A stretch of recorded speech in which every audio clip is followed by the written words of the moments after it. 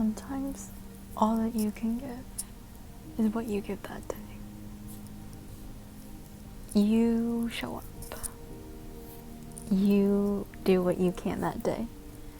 It's not about running the fastest marathon. It's literally about completing it. When you show up, at least you show up. Doesn't mean you give your 110% every single day. It means that you give what you can give that day. I think so often we get into this mindset of an all or nothing. Sometimes you can't give as much as you would like. Some days you can be the most productive person in the world. And some days there's an in-between. And we are so guilty of thinking that we have to constantly be able to give, constantly be able to be that rock star of a worker, giving your 110%. But that's not realistic. That's not how reality is. Because reality is simply just showing up and giving what you can. Because eventually it'll build up. Eventually you'll make progress. Eventually you'll be able to get things the way that they're meant to. Yes, that might mean making up some other time. Yes, that might mean putting in the extra practice, hours of work, reading more, doing your homework a little bit on the weekend, or spreading it all throughout 7 days out of the week to be able to do a little bit less every day, but a little bit more each day. And it comes down to just giving yourself grace.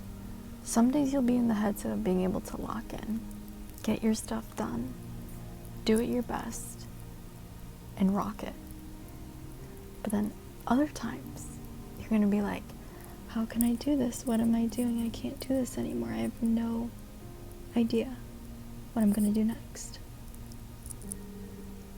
And sometimes it's just that way. Sometimes we have those days, and there's nothing wrong with that.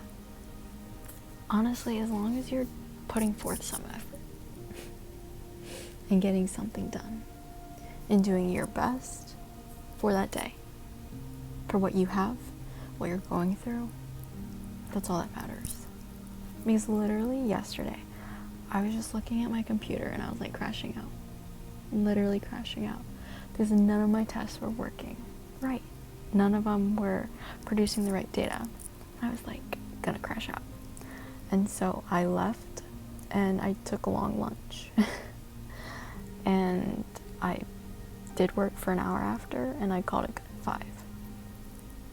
Today, probably worked like the entire day. Like I took a small lunch, took a small break, and then was literally typing, tippy-tapping, turning results, turning tests, making progress for like 8 hours almost, maybe like 7. And yeah, some days are better. I should say more productive. Better is very much not of the fact of productivity, I feel, because it is what it is.